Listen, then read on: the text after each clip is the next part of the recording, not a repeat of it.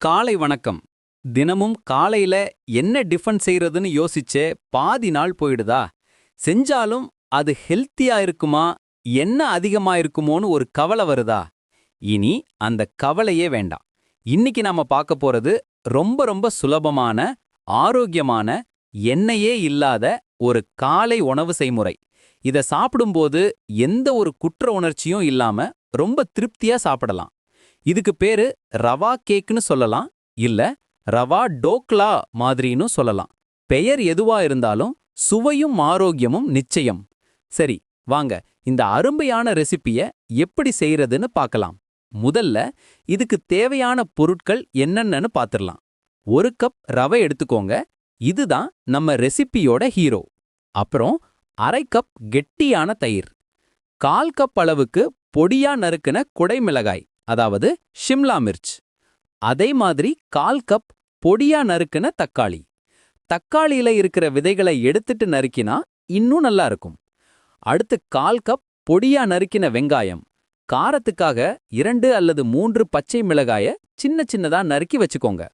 உங்க காரத்துக்கு ஏத்த மாதிரி கூட்டவோ குறைக்கவோ செஞ்சுக்கலாம். வாசனைக்காக ஒரு கைப்பிடி அளவுக்கு கொத்தமல்லி இலைகளை நல்லா கழுவி பொடியா நறுக்கிக்கோங்க. இப்போ மாவு கலக்க தேவையான பொருட்கள். 1 கப்பு ரவைக்கு 1 கப் தண்ணீர் தேவைப்படும். ஆனா ரவையோட தன்மையை பொறுத்து இது கொஞ்சம் மாறலாம். அதனால தேவைப்பட்டா கொஞ்சம் கூட சேர்த்துக்கலாம். சுவைக்கு ஏற்ப உப்பு.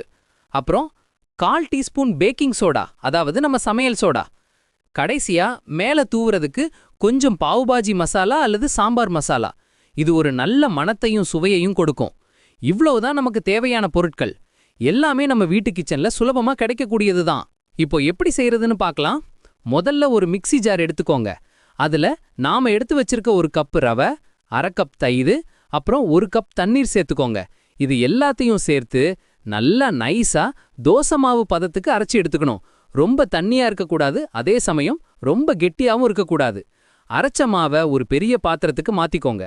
இப்போ இந்த மாவோட நாம பொடியா நறுக்கி வச்சிருக்க எல்லா காய்கறிகளையும் சேர்க்க போறோம்.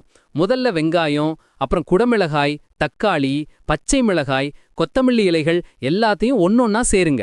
இது கூடவே தேவையான அளவு உப்பையும் சேர்த்துக்கோங்க. இப்போ ஒரு கரண்டி வச்சு எல்லாத்தையும் நல்லா ஒன்னு சேர கலக்குங்க. காய்கறிகள் எல்லாம் மாவோட நல்லா கலக்கணும்.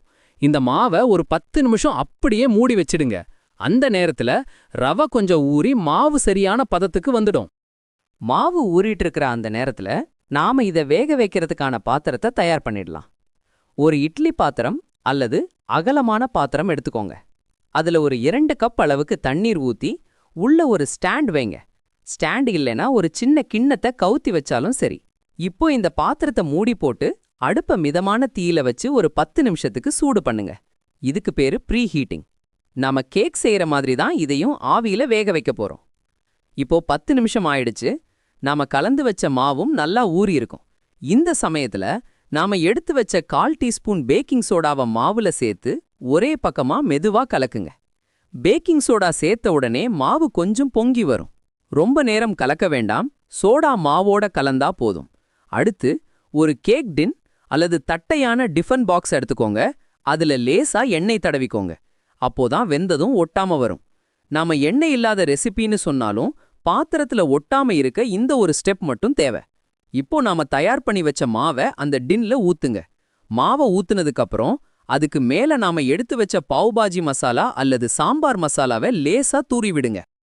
இப்போ நாம ஏற்கனவே சூடு பண்ணி வச்சிருக்க பாத்திரத்தை திறந்து அதுக்குள்ள இந்த மாவு ஊத்தின டின்ன மெதுவா ஸ்டாண்டு மேல வைங்க.